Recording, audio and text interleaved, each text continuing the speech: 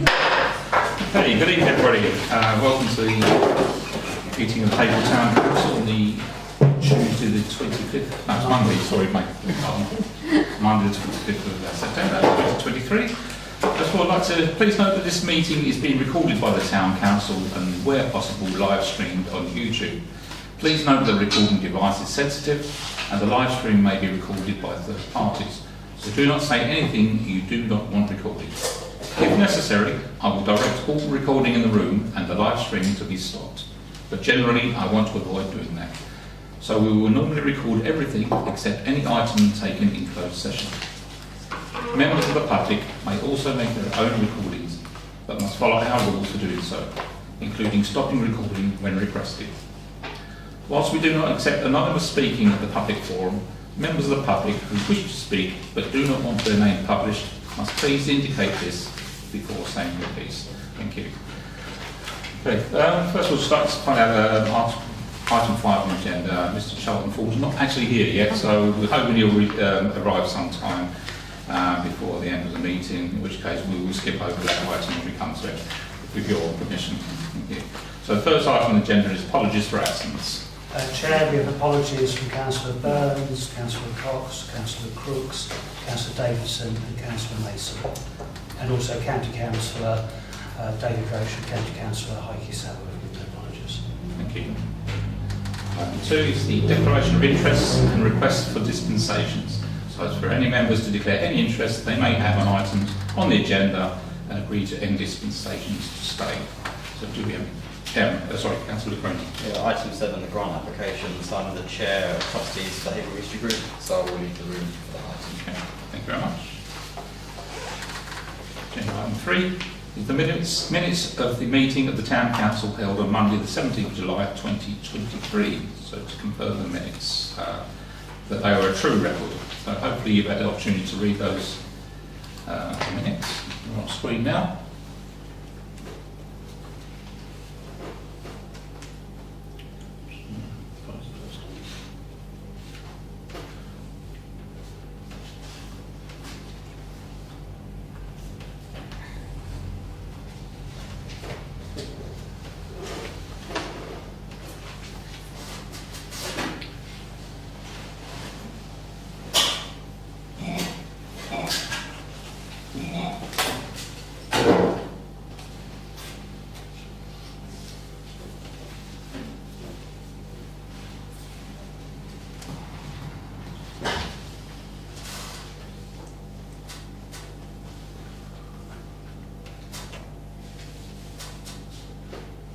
Okay, is there any amendments that anybody would like to point out?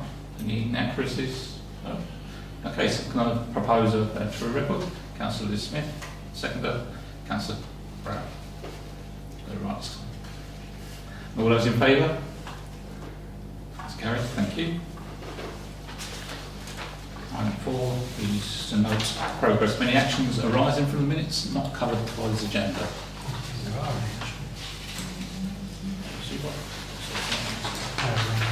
Okay, there's none, so moving on then. As I said, we've got permission, we'll skip over item 5 in the hope that Mr. Thornhill will arrive before the end of the meeting. Agenda item 6 is reports from the county, police report, 6A. We haven't had anything.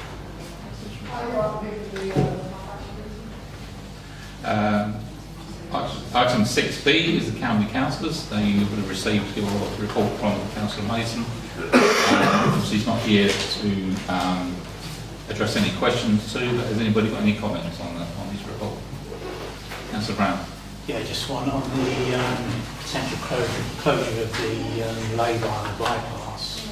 I fully understand why it's being done, but it's disappointing. Sorry, I can't hear you. I couldn't hear you, sorry. Sorry, yeah. It's just really disappointing that truck drivers are going to lose another area to park up in. The lay-by was there before the houses were. So I understand why it's been shut, but also you've got the landlords of where Trina are, and that industrial estate part there. They've put all yellow lines, so they've pushed actually the lorries that used to queue and park up outside on the Phoenix Road. leading up to cleaners, so they've been pushed onto the industrial estate. There's just no facilities for truck drivers. Hard job anyway. I think they've got the most onerous rules in the world for truck drivers with their driving hours and all the rest of it. And we expect them to park up and there's no facilities. So I can understand why lay-by is being closed, but I think Suffolk County Council should look at providing somewhere for the lorry drivers to park. David, can I respond to that? Yes, Councillor Marks. Thank you. We had constant and endless complaints because I think if it was just the lorries parking there, then it wouldn't have been a problem. But it was the refrigeration units that have to run continuously, and it was drumming. And actually, when they stop outside my house, when they're coming past and there's a hold up for any reason, it actually wakes me up. The noise of the lorries, those drumming, is really quite bad. I didn't realise quite how bad it was. Now, as you know, they kept putting those, I can't remember the name of them, but, the no stopping between and no stopping for a certain length of time, and the lorry drivers kept taking them down. So it was a real catch-22. They kept trying to restrict the amount of time they were in the lay-bys and not allow it maybe parking up overnight. And they just kept taking them down. But I think Kalina is one of the biggest problems because it's a lot of their lorries because they're carrying cold stuff. So really, we perhaps should target Kalina with making or finding a better solution for those lorries rather than compromising our own residents and compromising us. Maybe we should approach them directly and say this is causing a problem for us. I do agree, they should have somewhere to park. Of course, there should be a proper lorry park somewhere, but that has to be up to Kalina really, and any other company that's now having cold storage goods delivered to them. The other lorries don't create a problem because they just switch off. Sorry, thank you. Councillor Brown. To some extent, I'm with Councillor Marks on this. We spent a lot of time many years ago with Kalina trying to get them to take on the problem. The problem is entirely theirs. It's their trucks delivering to them that are using it. They're not allowed onto the Kalina site apart from within certain brackets of time. It's Kalina's problem, and the problem isn't just noise from refrigeration units. It's using the place as a public toilet. It's very much worse than just the noise. There is a genuine case for stopping the use of lay-bys, and if the only way to do that is just to close them, then I think we have to do that to respect the wishes of the residents there. Thank you. Just a comment. I think there was original plans to have that parking area on the industrial estate, wasn't there? But they never came to fruition. That would have been obviously perfect solution. But hindsight's a wonderful thing, isn't it? Didn't happen. Okay. Anybody else got any comments on Councillor Mason's report? Okay, thank you. Is there any other of our district councils like to report? David, sorry. Yeah, Councillor Marks. Just you may not be aware, and I think it frustrates me no end. You raised the Clerkin site that is still empty and now owned by the West Suffolk Council. We have had people offering to buy that and offering to use it, and they really do. They are struggling with West Suffolk Council to get any response from them. Originally, they said it was because that site was still, the legal documents relating to Clerkin were still going through right till last year. But it's actually now been empty for a year. And I've had people coming and asking me if they can buy the site or take a long lease on the site. And we're getting absolutely nowhere. And I think maybe this council could write to the district and say, what is their intention? Because it is costing money. There are ways that the district council could earn money from that site, and right now they're doing neither. So I think I would ask this council to challenge them and say, can somebody come here or write to us and explain exactly what their intention is for that site, because the people who are offering to rent it or buy it are not really receiving a good hearing from here. Okay. District Council's report. Tony Brown. Yeah, Councillor Brown. just a quick one. Yeah, just thanks for everyone that responded to the grass cutting and landscaping question I put out. we've had our first meeting. It's obviously a hugely complicated area and massive can of worms. But yeah, it's become apparent that in some of the towns there's several organisations cutting grass in different areas. There's also the glyphosate ban, which went through for all the right reasons. We were sort of promised that there was alternatives, etc., etc. That doesn't seem to have happened. It's not working very well. Also, you've got things. This is just a quick flavour of the things that cropped up already. Is that Suffolk County Council used to pay for 7 or 8. They used to pay West Suffolk Council to cut grass 7 or 8 times a year, etc. They've taken that down to 1 a year. So, we're getting flack for something that we've had funds, hugely withdrawn from, and there's a whole mass of other issues which we're starting to work through. So, unfortunately, this isn't going to be a quick fix by any means, but we're starting to be aware of all the problems. So, hopefully, something can be done. We're hoping to sort of look at taking apprentices on, things like that to help out. But so that, and I've also been trying to get the leader of the council over with the chief exec to talk around the town centre master plan, which has obviously been in abeyance for the last couple of years. We're dead keen to get on with stuff around that, and also the local issue. That's something that possibly the clerk and secretary can bring up at that meeting as well. So we've called for that meeting, so hopefully that will happen in the near future. And I've asked all councillors to be invited so we can all get our Haverhill issues. Thank you. David.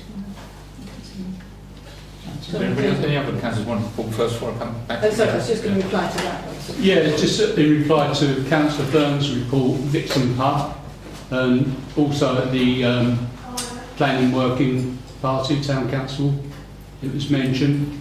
I have brought the portfolio over, as well as the council, and I can't remember their name, the council housing builders.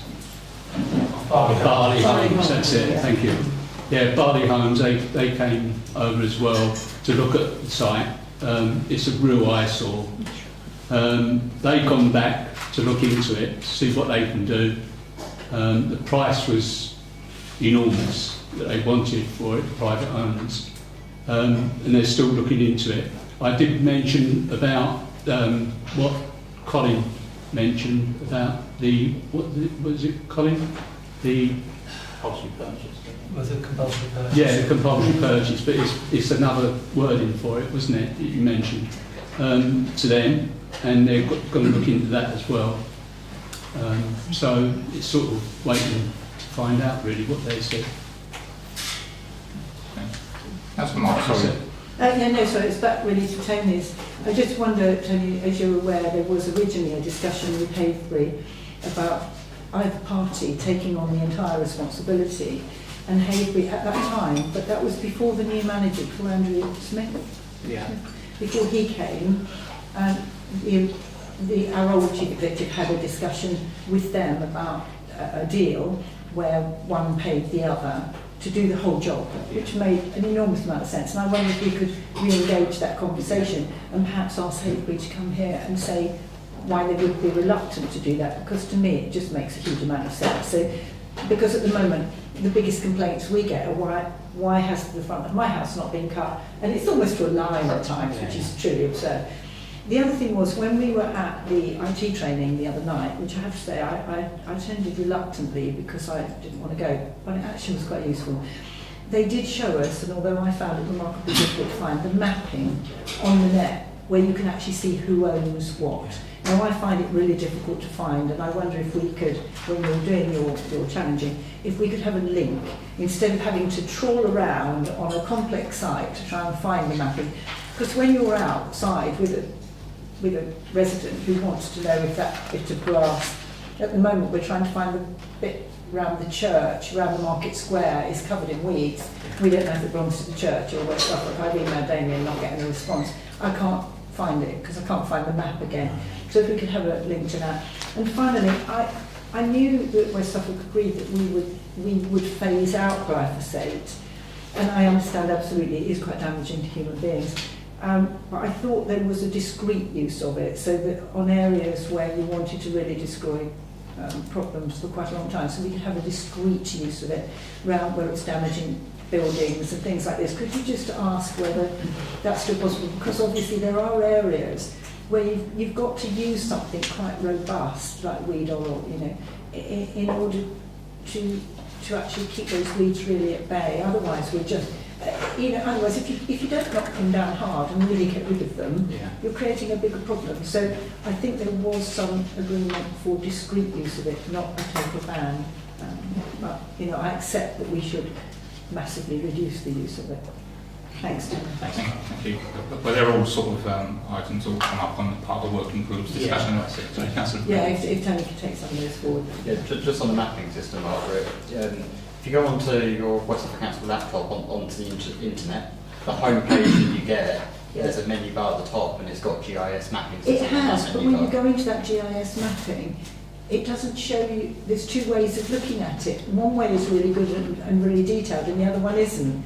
And they showed us it the other night. It got so complex, in the end I felt like throwing my computer out the window. I've had another look. There was just a launch button there, and then opens a new tab, full screen of GIS map. But you have to do it on your West Suffolk laptop. You can't access it on your phone or another computer. Ah, so maybe, yeah, okay.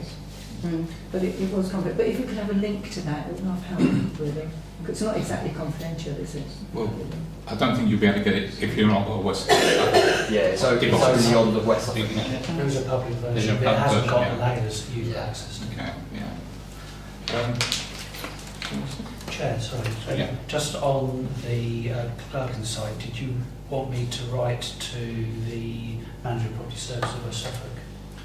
Isn't that what you're asking for? I beg your pardon, sorry. Are you asking for Colin to write to The manager, Colin Howell.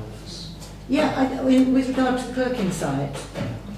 Yeah, I think Colin, please, but I think you should copy it into Ian Gallen as well, or maybe Rachel Mann, because, you know, it impacts directly on their finances and indeed on ours. So, yeah, please, thank you. Sorry, Councillor Smith. Yeah, just a couple of points. I think I emailed some of the other councillors that were involved in Northbourne, so I don't think you're even here today. Oh, Paul. Copied you in.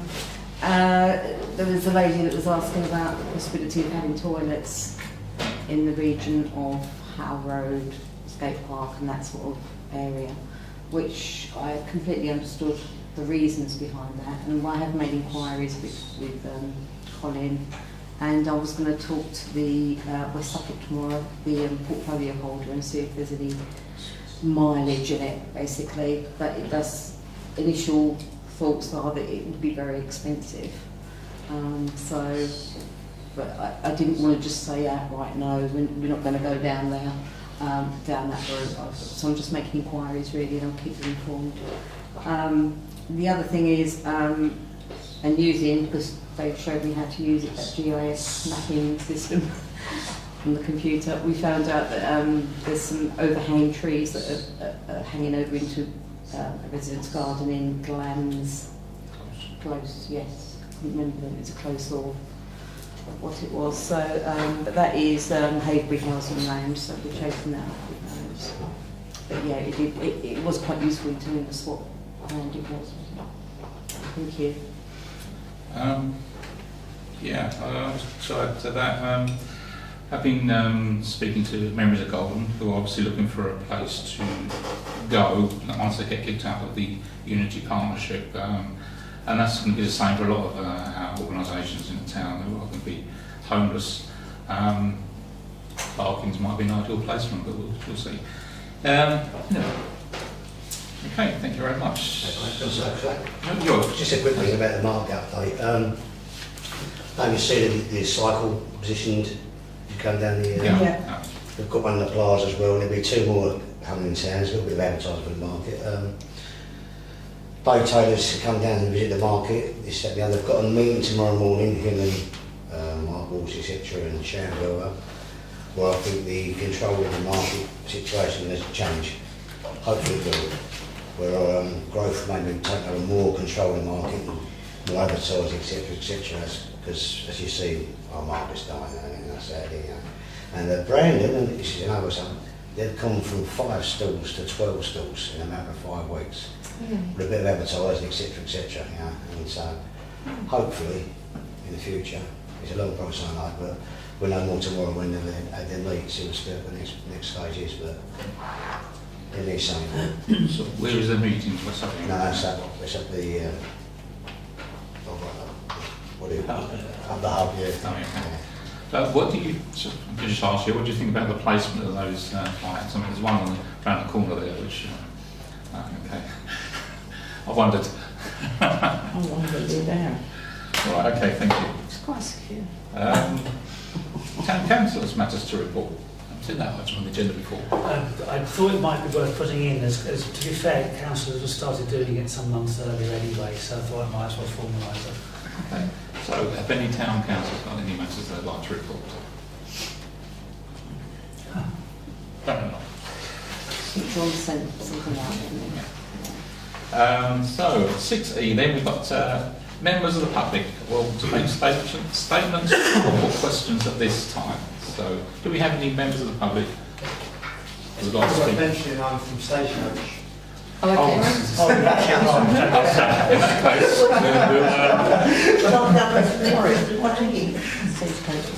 should we go back to 5? So we're going to go back to item 5. So is it Mr. Thornhill? Yes. Okay. Do you want to come forward a Yeah, little I'll bit? say please my face. Yeah.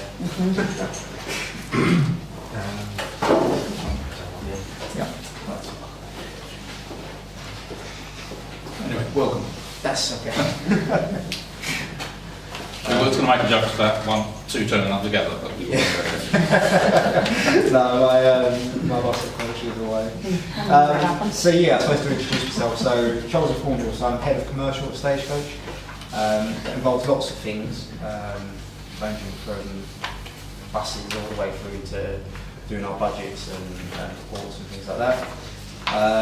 So I've not worked for Stagecoach for that long, so I only joined at the end of November 2022.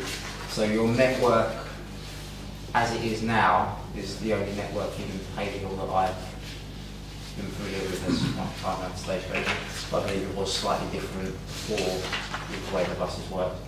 And then before that, I was head of commercial for Arriva in Luton, Essex, Hertfordshire, and around that area, and then previously in Kent as well for Arriva. And then very many years prior to that, I worked for Brighton Hove, Go Ahead London. So I've been in the industry about 11 years. Wealth of different locations, inside London, outside London, big cities such as Brighton, rural areas such as in Kent and Luton and Hertfordshire, and now Cambridge. So, as you're probably all aware, we've been looking at the Haverhill network and ways that potentially we can optimise it. Is it doing the right things? Is there something else that could be done with the buses to make it more attractive? I suppose the complexity of Haverhill is probably 2 distinct markets. One is the commuter market to Cambridge, which is obviously served by the 13. That is a relatively good service. Runs early in the morning, relatively late at night, and then you've got your local town service. They're 2 very distinct needs, you know, and I think what they tried to do with the previous network change, which was essentially splitting it and creating one, was that exactly that, to make the 13 the express commuter route for those people that are commuting to Cambridge, and then put in a little town with circular. To cover the town network. So when we're looking at this, it's quite a complex situation because you've got a relatively small town but with a local town movement, and then you've got a relatively strong-ish commuter movement out to Cambridge. So we undertook a public consultation, and the idea is to get feedback and sort of ask you, what do you think would work best for Haverhill? Because unfortunately we don't always have the answers, and to get as much information as possible as to what do you think will work, and yeah, is it working well at the moment, is it not working well, what do you like, what you don't like. A lot of the feedback that we've been getting is that it's a bit complicated at the moment. with the way the buses work, which is never a good thing. You want buses to be simple. So that's kind of the main thing. There's other things like more frequent buses, but you're kind of limited to the frequency of how many people use it. The more people use it, the more frequent the bus will be. And the town network's not that well used in relativity of having a lot of buses. You need a lot more passengers to support that as a resource. So yeah, obviously there's some key themes about complexity, more buses, a bit about reliability, but not so much. But they're the sort of the scope of what we're trying to do is to get as much feedback as possible from local residents and say, well, what do you want from the bus service? What's good about it? What's not good about it? What could change? What couldn't change? Internally, we spoke about lots of different things. One's going back to something similar that the way it operated before. But we're not sure if that's the right way to approach it. So I suppose I'm here for your feedback. Anything you want to raise, anything you think we should be looking at in terms of Haverhill, 141 and 13. So what exactly are you consulting on? The whole bus service in Haverhill or specific areas? Just the whole network, well, 2 routes, but yeah, the whole network. Do you think it's working well? Fairly recently changed. Do you think it's working well? Do you not think it's working well? What are the good bits, what are the bad bits? Those that use the 13, are you happy with the 13 being now it's essentially a quicker route because it doesn't do the loops. Yeah.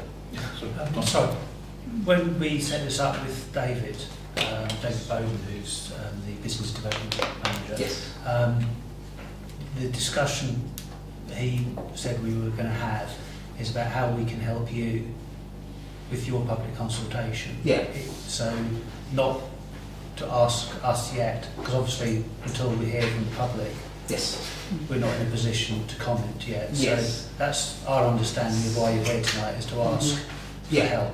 So the key really for any public consultation is advertising that we're doing it. But I suppose what we want as well is not just advertising, because we're quite good at advertising to bus users. So we can put stuff on our buses, we can, if you're getting on the bus, obviously you say post for example, saying we've got this consultation. But I suppose what we really need is to tap into those people that don't use the bus, but maybe want to or would use the bus if something changed. Because that's the market that is going to get you, if you want more buses, that's the people you need to get on the vehicle. It's good getting feedback from people that are already using it, but the key I think from the town council is publicising it, particularly in areas that people don't necessarily use the bus, but maybe are a market that would if something changed. And the question is, what would need to change? Something's going to be out of scope. We can't put a bus every 10 minutes around Haverhill, which is not going to stack up. But there are things like bits of feedback where maybe if you went here, maybe if you cut out this route so it's a bit quicker, something different, I would use the bus. And that's the kind of feedback that we need help from the town council, because we're very good at marketing to people who use the bus, because we post it up, you can put stuff out on social, on Twitter, but you only look at the social and Twitter if you're a bus user. Already you're not going to go on Stagecoach Twitter feed just to browse it. Yeah, I was just to say, you mentioned about the commuter network and the town network, and you talk about Cambridge, and I think we all know that's fairly heavily used. But there are other commuting towns around here that people do need to commute to, such as Bury and such as Newmarket.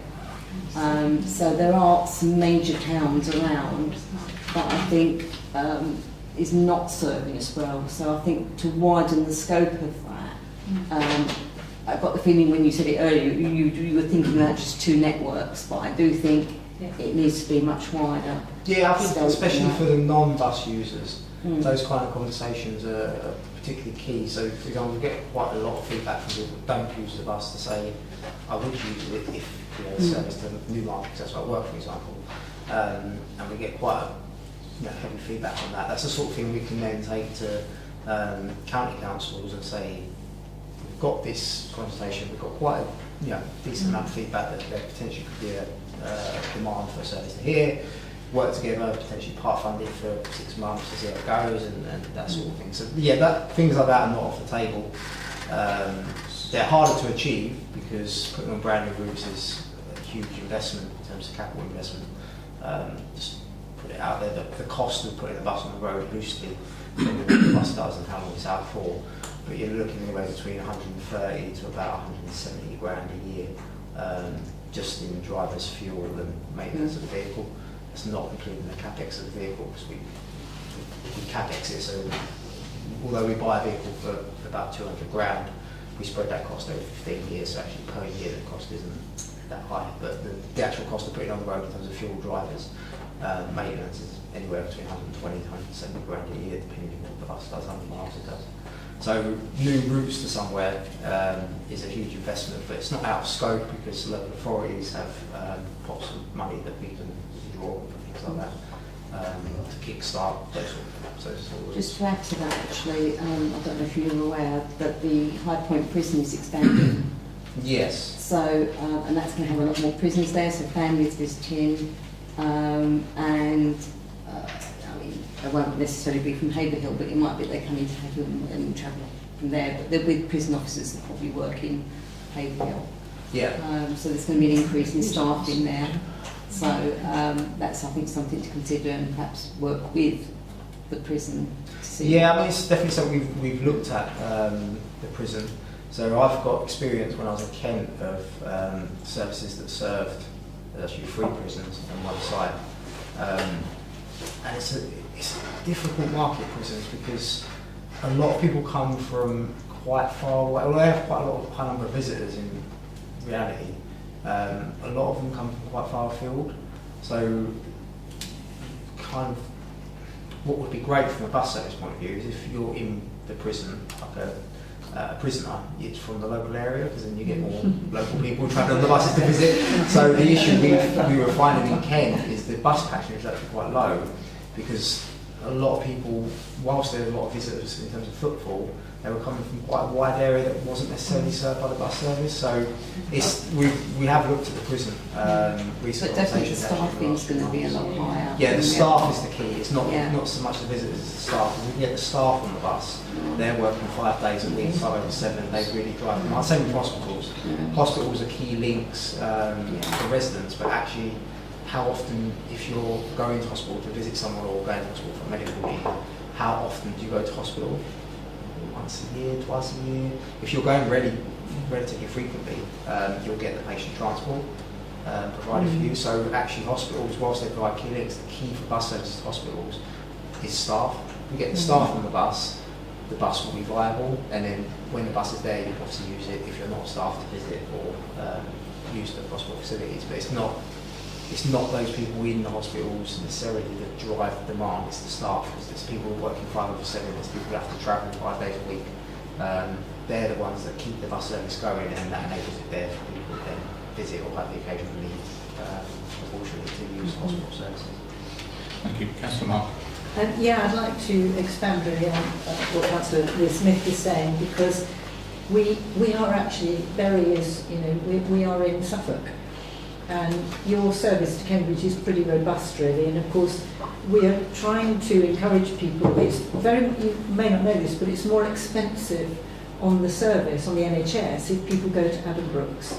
But the reason they go to Addenbrooke's is because the bus from here goes direct and drops them at the door. So why would they want to go to Bury when the bus drops them in the centre of Bury, and then they've got to get a second bus up to the hospital, which is really very, very unhelpful. But there is a real move to encourage people to go to West Suffolk Hospital, and the doctors are encouraging that. So that's going to be quite tough on our elderly residents, and we have a very elderly population here.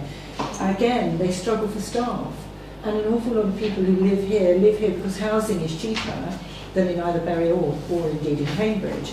But getting them there, again, a lot of these young people don't have cars, they can't afford them. So actually looking at, Stevenson's run that bus transport, but they don't run it after 5:30 in the evening. So young people who go to college in Bury, they can't do extramural activities unless their parents go and pick them up. We can't go to the theatre or out for a meal unless we drive. So there's enormous limitations for us using our own Suffolk town, because getting there, unless we're prepared to drive on that road, which is quite expensive for us. I did also notice that you were talking about the cost of running a bus. You've gone on to electric buses now. What sort of cost saving are you seeing from that? Is that pretty significant, I would think, is it or not? Not necessarily, no. So the electric buses will be more cost effective over a longer period of time. So the But it costs more to buy. Yeah, that's the main issue. So the main issue with the electric buses is a normal bus, double deck bus, is about £240,000. They got to about 280, depending on what spec you want, but loosely about £240,000, £250,000 will buy you a brand new double deck bus diesel. Electric buses, I think we've got double deck electric buses. I think they were £420,000 each. So there's a huge additional capital outlay, which obviously then we appreciate over a number of years. And then also the electricity price. Yeah. We're feeling the same squeeze that households are feeling with electricity prices. So it's not that much cheaper. So my final comment was, although Stevenson's have the contract at the moment for that bus service, they have chosen to limit their contract. So therefore, if there was a pushback in an argument to say, well, that's Stevenson's contract, they have chosen not to operate these extra hours outside of in the evenings particularly, and they won't go to the hospital. They've made that quite clear. The hospital is as you know, building a new hospital, and it would be worth talking to them about, because they made the comment that it's very difficult to turn around in that hospital, and I get that, because actually the access, I drove an ambulance 20 years, I can tell the access there is not easy, and it's not easy for a bus, but presumably they could make that wider, that access, make it easier, so buses could circuit in, go in and come back out again. So it would be worth having that conversation also with Gary Norgate, who is the project manager for the new hospital build programme, to say, would you be prepared to make, and I think that conversation should take place anyway, to say, would you be prepared to make that access easier so that buses can come in, turn around, drop people off and come out again and go back then into the town, rather than make people do the two buses. But when you're doing your consultation, I would be very grateful if you would add in whether people would use it, if that was an option, because you talked about community transport, but they have to pay. I think it's £11 each way for that. So it's the patient transport? Yeah. Not usually, not if they're dialysis patients. I thought I noticed one that people are using, and I can't answer. The community transport, well, they should still pay for that if you've got community buses. They should be there under section 22 or section 19 permits. Because there is one that costs £11 each way, but I don't know what they're using for that. But thank you for that. Councillor Miller-Jones. Yeah, hi. My instant concern is about the timings of buses, when the earliest buses start and when the latest buses stop. I don't know. So I'm thinking, for example, staff at Addenbrooke's, there's a huge problem because a lot of the nurses' early shifts start before the buses start. You have people driving to sort of the outskirts of Cambridge, this is nurses, parking miles away from the hospital, walking, they have to get up at the crack of dawn to do that, and then they're absolutely knackered when they start work, because they just can't get there. So I would be really interested in seeing earlier buses. And I don't know, can you tell me, when is the last bus from Cambridge these days? Do you know what time it is? So the first one to Addenbrooke's arrives at 6:08. Yeah. So I suppose it's for those nurses or hospital staff that start before 6 o'clock. So that potentially just needs an earlier journey. Yeah, exactly, yeah. And what about the last bus back? The last bus back from Cambridge or from Addenbrooke's? Yeah, whichever. Would be 12 o'clock, 12 a.m. Oh, okay, yeah, that's not so bad. Is that arrival or leave? That leaves Addenbrooke's at 12 a.m. Again, if that was a little bit later, because I think often people's shifts end, so, you know, like if it's at 12 and their shift's ending at 12, then obviously they've got a problem. Yeah, I suppose, I just think, yeah. But yeah, and then the other thing was the cost of buses. Is that something that you guys control, the actual price? The fare box, people? yes. Yeah, okay. Because that's something I think, it's all very well talking about encouraging people to use the bus, but when it's getting so expensive, when the fares keep going up, like I would prefer people to use the bus for the planet, but a lot of people think, well, it's cheaper to drive. I don't know if it is cheaper to drive, but I always hear people saying that. They have that impression at least. I suppose the question is that a perception? And then the other question is, what is value for money? Because that's something that's, we've internally been discussing. So, as you're probably aware, or may not be aware, there's been a £2 fare cap that we've been taking part of. It's a national scheme. Operators could opt in or opt out. So we chose to opt in. So we've been a part of the £2 fare cap, but I think there's a lot of misunderstanding. If you was buying 4 weekly tickets, for example, so if you're a regular traveller on the bus and you're making 2 journeys a day, one in and one out, you will already paying less than that in the aggregation of the 4 weekly. A bit zone dependent, I should say. So obviously we have inner zones, outer zones. The further you travel, the more expensive it is out of the zone. But certainly within town zones, it was less than £2 a journey. Because £2 a journey is £4 a day. So if you was getting 4 weekly tickets, then you was paying a lot less than that already. So it's whether that, I think we discussed internally that maybe we don't communicate that well enough to say how affordable bus fares are. So we quote, what we actually looked at was, I think off the top of my head, the 4 weekly works out about £2, it was about £3 a day, just under £3 a day, depending on the town zone. So we looked and we said, well, at the moment, I think it was comparable to the price of a Happy Meal. So you could travel all day, and that doesn't limit you to the number of journeys. You can have as many journeys as you want. But even if you was doing 2 journeys, 3 journeys obviously gets even cheaper per journey. But essentially, you could travel all day for the price of a Happy Meal. And is that value for money?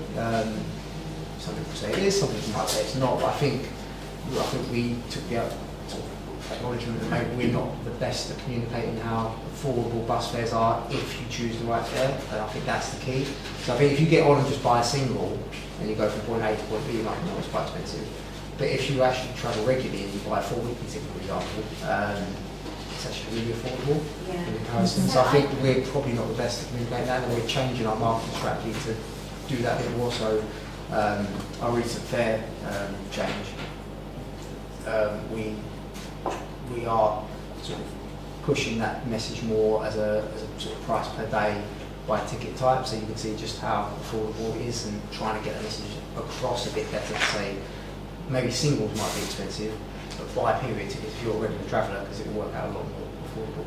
I definitely didn't know that prices had actually got cheaper from what they were before, because I don't really use the bus much anymore just because of the way my life kind of works nowadays. But I used to get it all the time, and I mean a day rider was £4.50, and yeah, like obviously it sounds like things have actually improved, but I wasn't aware of that. So yeah, I think definitely getting the message out. If you want to get more people using the bus, they need to know it's become more affordable than it used to be.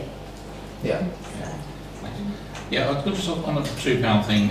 If that's extended, will you be rejoining that scheme? Or? Yeah, so at the moment it ends at the end of October, and it'll go to a £2.50 scheme. And as it stands, we'll be taking part as a £2.50 as well. It opens up a lot more commercial fares that no longer fall under that scheme. There's a lot of single fares, not a lot of some of the single fares that fall under £2.50. So they'll go back to being revert to what they were. So if it was, for example, £2.10, that fare will come back in, and the cap will be at fares that were above what actually will remain at £2.50. We're in the time coming up. I've got Councillor Brown and Councillor Andre to come in, and after that I think we'll, and then Councillor Hanlon, and then we'll try and wrap this up a bit. So Councillor Brown. Yeah, one of the things that residents have mentioned is that the Cambridge bus, when it comes back, sort of goes all around the town, and it can take it quite a long time, especially if you live this side of town, to get off the bus. Wouldn't it be worth considering at some stage to have a much better town service that links up the bus station, so that sort of links up people who want to go to Cambridge, takes them to the bus station, and also takes people from around the estates, takes them to the town, etc., to do that. also, since you've been doing a £2 fare, which I've heard good things around, has there been much uptake in the amount of passenger travel on the buses? Yeah, so it's interesting. So what we've seen is the longer distance routes are where the uptake has sort of happened. So, so if we take Cambridge City, for example, the town zone and the city itself, those routes haven't really seen a dramatic increase in terms of, because the fares were already comparable. It's not like it's that much cheaper. So what we've seen is actually the long distance routes. That's where you're getting the uptake. So, for example, now you can travel from Bedford to Oxford for £2, and that's a hell of a journey. So those kind of routes, and even the 13 are where we're seeing the bigger uptake, because you're talking about a ticket that was sort of £7-8 that's only now £2. That's a huge step. If your ticket was, your single ticket was £2.20 and it's now £2, it's not going to be encouraged any more people to get on the bus, but it would if it was, you know, £8. All of a sudden you can go all the way from Bedford to Oxford for £2. So yeah, we have seen an uplift, particularly on those routes that are recent. And one quick other point, a lot of people have been saying around the links to train stations. They would like to see more bus links to train stations. So if you could bear that in mind. Yeah, train stations, I think we try and get involved in regular meetings with some train companies, Great Regular being one, but it's perennially throughout the industry in the 11 years that I've been in it, the main issue bus operators have with train stations or train timetables is they don't tell us when they're changing the timetables. So we get the same notice that the general public gets. So, you know, we might plan a timetable to meet with a train, and then all of a sudden we find out the train timetable has changed. And in terms of changing the bus timetable, it's not a quick process. So there's a statutory requirement that we have to give 70 days notice. 4 weeks of that to the local authority, which would be the county or combined authority, and then a 6-week lead period for the traffic commissioner. So for us to adjust the timetable, it takes 70 days. So it's quite a long process and a little bit frustrating when we've linked something to a train, all of a sudden it's changed, and then you have to try and work out whether linking it again is going to have a knock-on effect to a school journey, for example. If by moving it 10 minutes to line up with that train doesn't mean the kids at the end of the route can't get on, you know, they will arrive too late for school. So it's a bit complex, but certainly where possible we do try and make sure we can align with train journeys where possible. It sounds that this is something that the government should sort out. That's just a communication issue. It is, yeah, I'd say we do. It's getting better. And it does vary by train company, and we do have quite a good relationship with Great Wrangler, I must admit. But not all train companies are that proactive. So yeah, perhaps we should look at Manchester for that. Councillor Andre. A couple of issues. First one is, if there is to be a public consultation, it really does need to have a substantial element of face-to-face, actually talking to people. And when you do that, you need to be offering our residents options rather than expecting them to come up with the ideas. The other thing I say, and I believe is the most substantial thing we could do in the whole consultation, is to press West Suffolk Council to allow all-day parking at the bus station. It's incredible that that's regarded as a bus station, but the car park isn't regarded as a bus station car park. Hence you can't park there all day. So if you want to drive to the bus and then get the bus and drive back home when you get back, you can't, because you can't get an all-day ticket. The expectation is that you go to a car park down the road and across the road and park there. So if you could press West Suffolk Council to review that decision, which I think is an old-fashioned decision based on historic information, not current information. I suppose their response, not speaking for Suffolk, their response potentially may be, how would you know that they're going to be bus users and you're not just going to fill up the car park with free parking? It's adjacent to where the buses start and finish. It's obvious. It's not rocket science. I suppose the other caveat could be that we work with the local authority and there's some way of obtaining free parking with your purchase of your bus ticket. I don't know how that would work, but that may secure the parking for, you know, people that, because what we don't want to do is open up free parking a stone's throw away from shops, because that's detrimental to bus services. If you can, I don't think you'll have much luck persuading them that it's a bus station car park. yeah, I think the key is definitely won't yeah, I think persuade them. well, I suppose both of us would probably want some sort of link to say, if you're using it, you get your ticket for free, for example, if you then get on the bus. So similar to a parking ride, I suppose, is the same principle. So when you use a parking ride, not all parking rides, but some parking rides, it's free to park and you pay on the bus. It's actually the better model of food. So if you don't, you have to pay VAT on the parking. So those local authorities that choose to pay to park and then either have a free bus or a subsidised bus, they're actually also paying 20% of their revenue as VAT, because you pay VAT on parking, you don't pay VAT on travel, on bus services. So. Councillor Haverhill. Yeah, thank you, Chair. I've had a lot of people say to me, ward members say to me, that the bus that goes round the estates, there's no timetables. There is online, but you've got to realise now that there's a lot of elderly people who's just been there in Haverhill that's not online. If you go to the bus stops, for instance, there's all old ones that's been there quite a number of years on the bus stops. Also, I was wondering if, because quite some years ago, Suffolk County Council were going to put electronic times on the bus station for buses. What you got in Cambridge, which would be very good, especially when it comes to having the bus. If you're going to keep that, buses going around town and coinciding with buses, because I think you have to get on the bus at Sainsbury's presently, because there's big problems in Cambridge, for instance, traffic hold-ups and what have you. There are different times when they get to the bus stop, and so the coordination just goes out the window. So they're waiting quite some time. When they get off the inner town bus at Sainsbury's, they have to wait quite some time, or they just miss the bus or what have you, so they can get to Cambridge.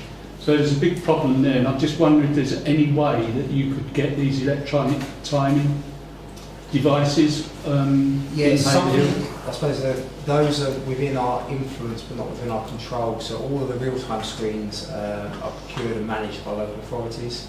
So that would be Suffolk that would install and pay for and maintain them. But as operators, we can log in and say, we've had a suggestion, it'd be great if you could put it in. It varies by, in my experience, by local authority. Some are very pro real-time screens, some for some reason are not pro real-time screens. Someone else in Kent, for example, was very against putting in real-time screens, so I'm not too sure why, but then potentially ongoing cost. They do real-time screens. Whereas you go to other local authorities, such as Crawley and Brighton, and there as well, especially in Crawley, West Sussex, they're everywhere, which is great. I'm a big fan of real-time screens, but it's not something that we directly control, but we can influence. So yeah, I have EP board meetings with Suffolk, so I'll raise that. Thank you. Yeah, if I say a couple of words, I don't know, me too kind of work. The town bus service is like an hour service, and it reverses.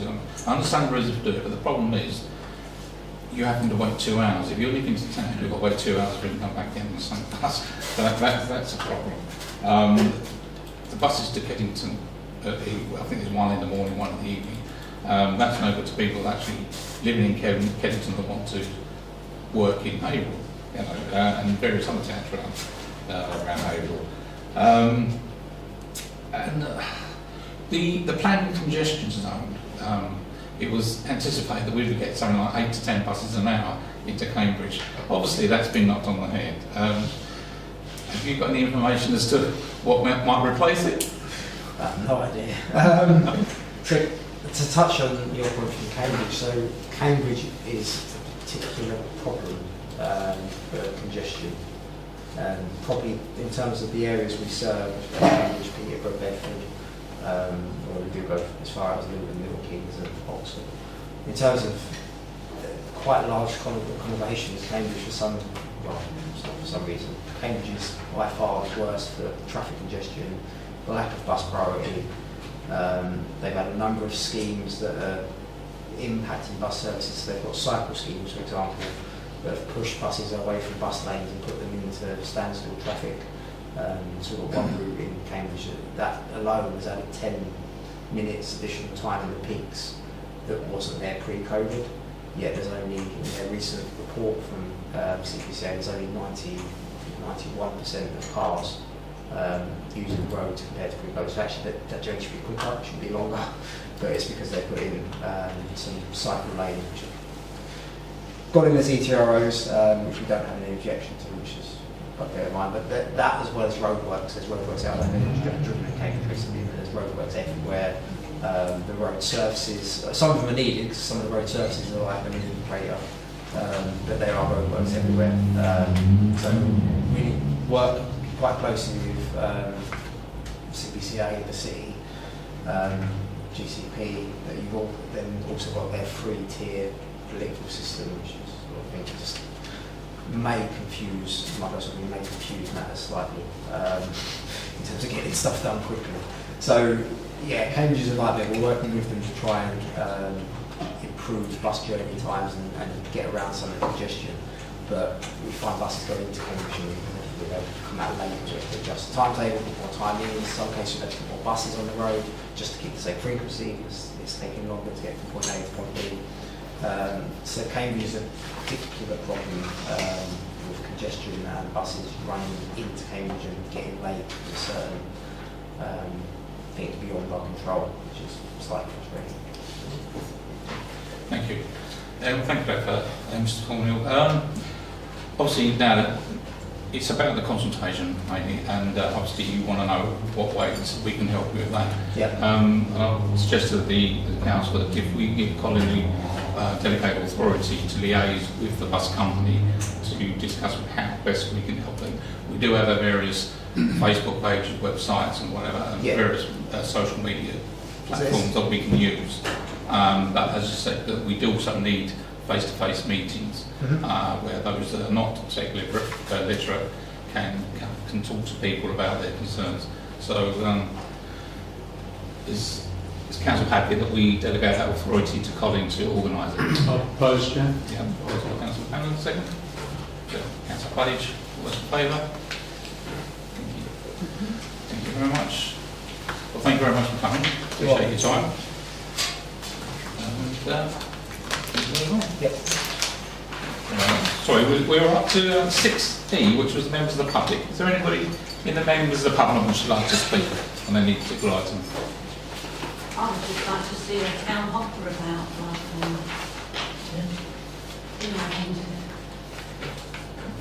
I used to catch the bus after work all the time, and there was every half an hour up to the Clements. And now I go down there, I don't even know where to stand. I go, is that Clements? No, because it's going to the Fox, or it's going to Sainsbury's, and then back round to Haverhill. And I just don't know where it is, don't know where to stand or anything.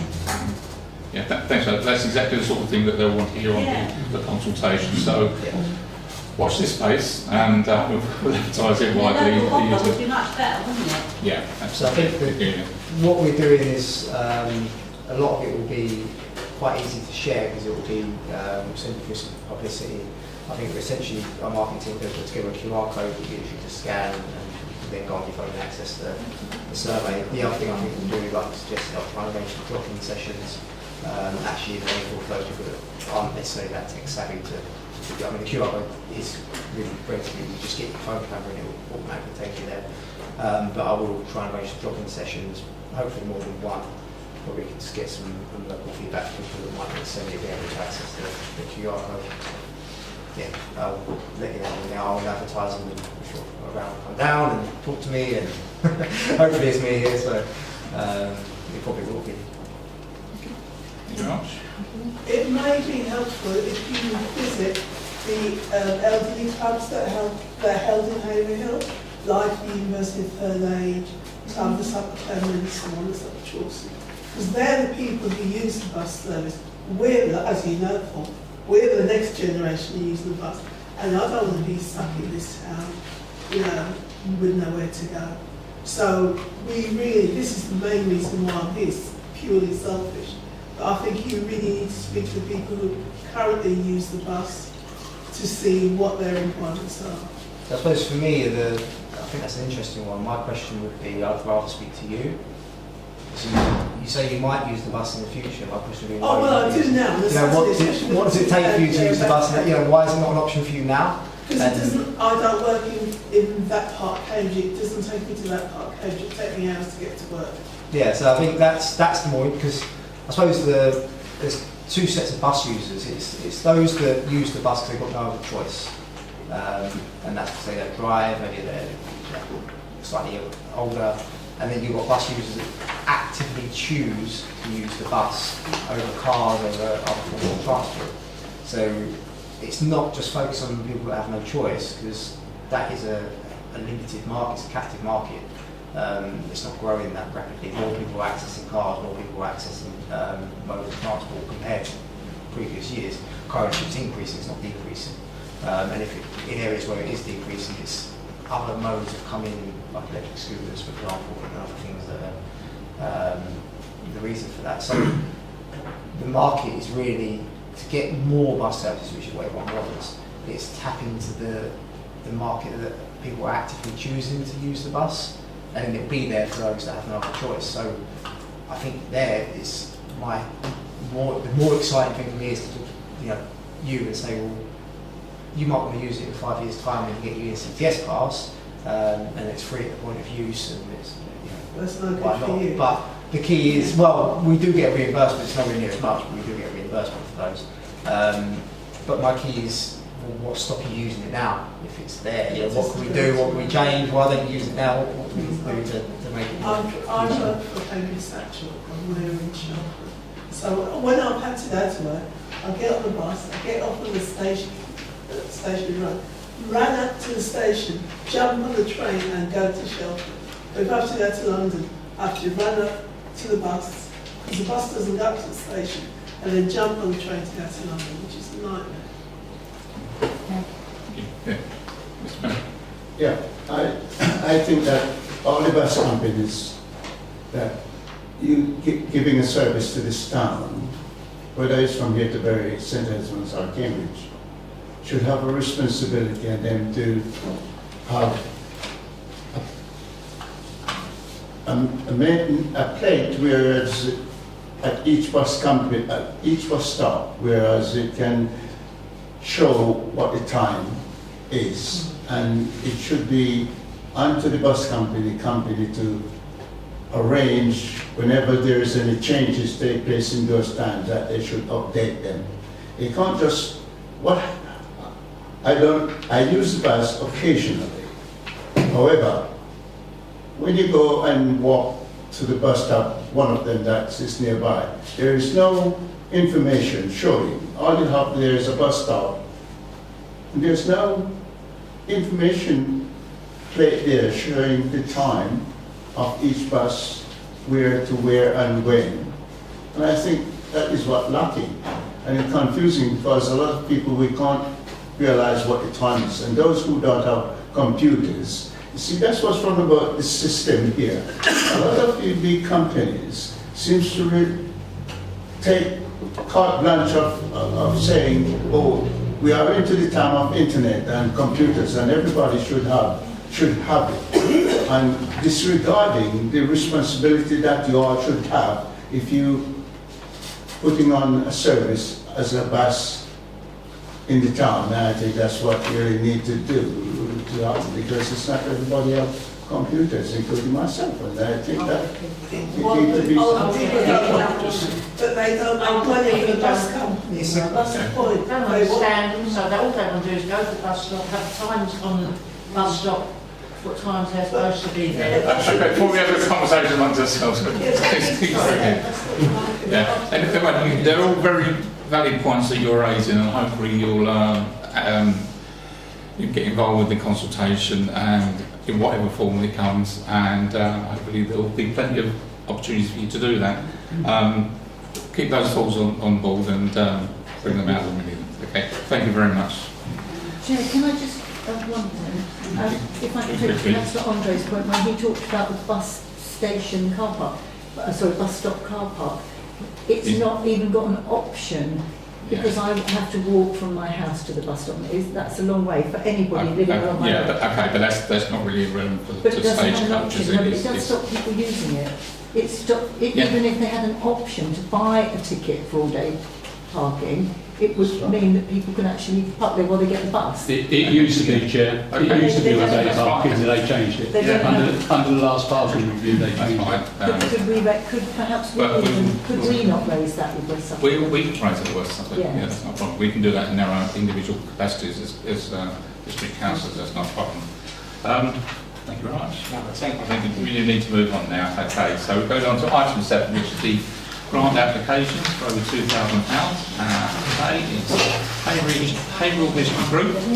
They're asking for £4,400 for premises, rentals and activities. Hopefully you would have seen the application that was attached to the agenda.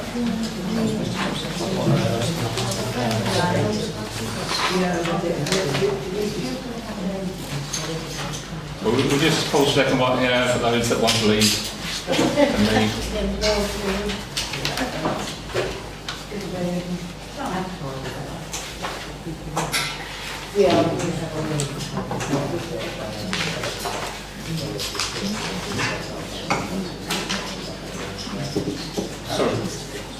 Sorry, Mr. Coleman, because you speak. Brian, would you like to speak on this application? Thank you. Yes, thank you, Mr. Chairman. Thank you for allowing me to come and speak to you tonight. If you don't know me, I'm Brian Thompson. I took over as Secretary of the Haverhill Local History Group about 18 months ago, 2 years. And during this period, we've transferred to a charity incorporated organisation. We've also changed our name from the Local History Group to the Local History Museum. We now have a board of trustees that oversees the financial management of the museum, and a management committee who deal with the day-to-day operations. And we're also due to renew our museum accreditation this year, which is all dependent upon us and a recognised base to operate from. Now, I hope you've read the report that I sent in supporting our application, but I would just like to very quickly just highlight one or two things. I know you've got a full agenda tonight, so I won't keep you too long. But one of our aims this year really was to attract more visitors, make accessible all our records, all our artefacts to the wider community, and to raise our profile. I have to say, in the last 12 months, we've had university undergraduates visit us to help with their research, which we're really pleased about. And just last week, we had 8 students from Samuel Ward School to discuss how we can help with their A-level assignments. We've also encouraged people, young and old, with special needs to visit and take part in organised activities within the centre. We don't have a formal outreach policy yet, but we've taken up many opportunities to engage with the public and other groups locally. We've given talks to local stroke and dementia groups in the town. We've organised 2 tours for adults with autism and learning difficulties, as well as visiting and giving talks to many other groups within the town. And all of this, of course, is in addition to maintaining our museum held here in the Arts Centre.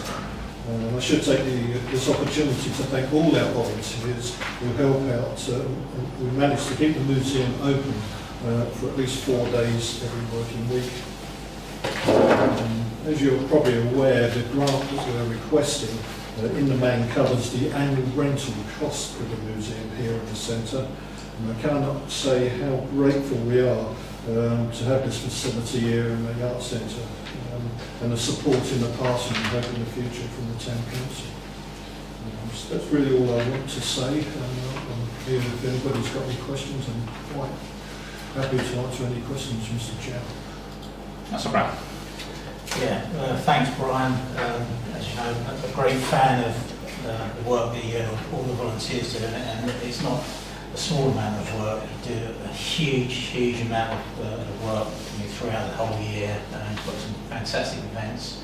And you try and include everyone and anyone in in what you do. So I'm a big fan, and thanks for everything you do. I'd like to propose that we grant this money in full. Thank you.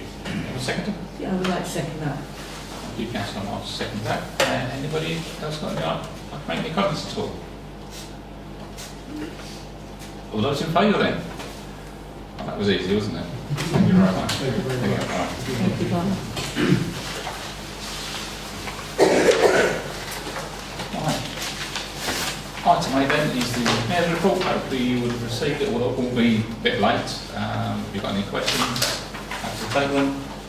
Sorry. Councillor Luke Reid in the room.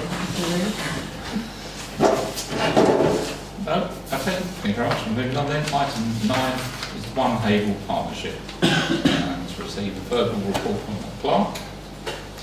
This week. We have a board meeting this Thursday, so we'll be more to report at the next meeting.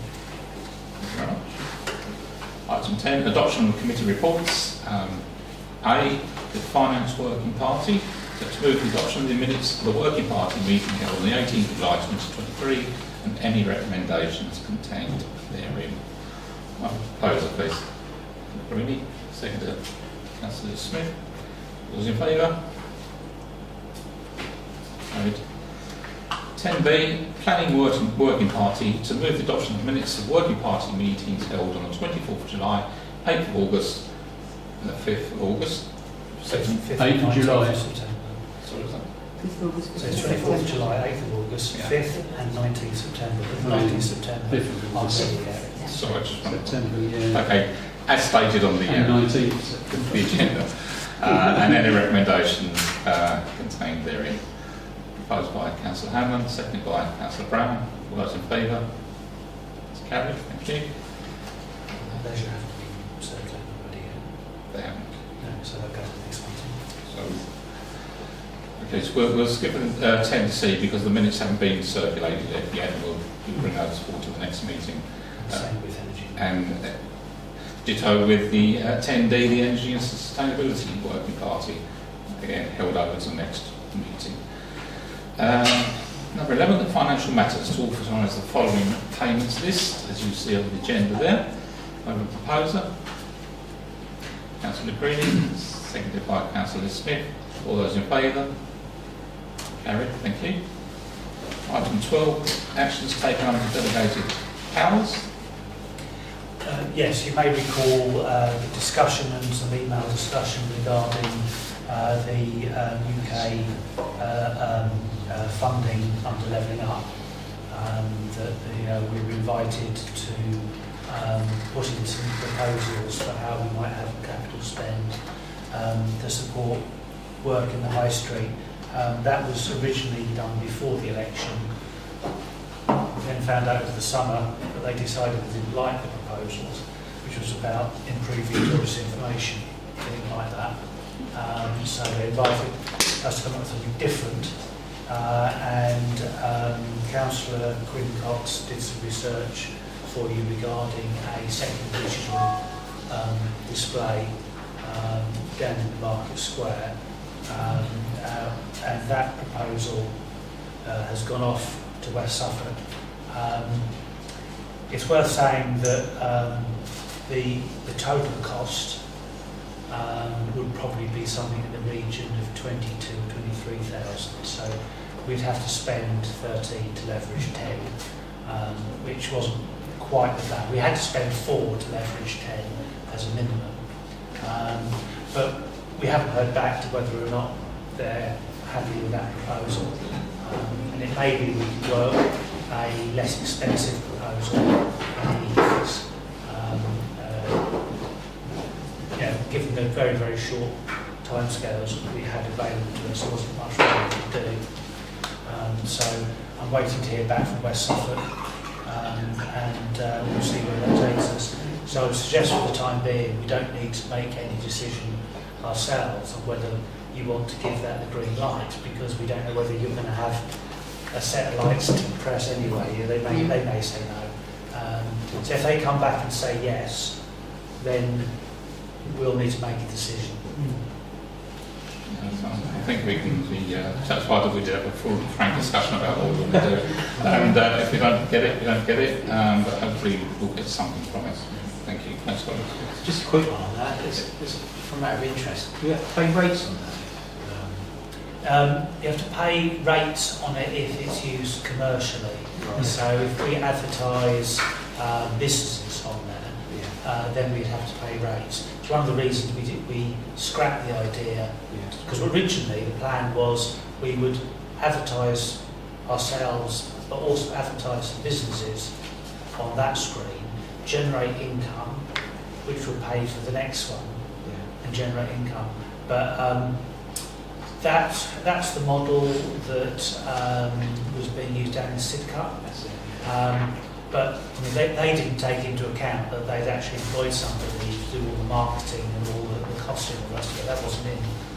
That was part of their commercial department, so it wasn't really costed. But for that one, in order to generate enough money to actually make it worth paying the rates, it would mean that everyone's advert, because we've got our own stuff on there, you'd pay for an advert and it'd perhaps be up there for about 15 seconds once every 10 minutes. And although it's per advert very low cost, it just becomes commercially unattractive. The ones in Sidcup are only advertising commercial, so that Sidcup don't need to worry about trying to put in public messages about the fact that there's a COVID vaccination going here, or it's or where the volunteer centre is, or any of the things that we publicise to tell people about things happening in Haverhill. So it just wasn't compatible. Thank you. I think we should note that. Thank you. Item 13 is receive urgent correspondence. No urgent correspondence. Okay. Item 14 then is the date of the next meeting, which is 31st of October, and to note that the meeting will start at next one after. Sorry, I beg your pardon. The meeting in November 28th will start at 7:30 due to the clash with the West Suffolk Council. I will now just say thank you all for your attendance tonight. Thank you to members of the public, and close the meeting at 2018. Thank you.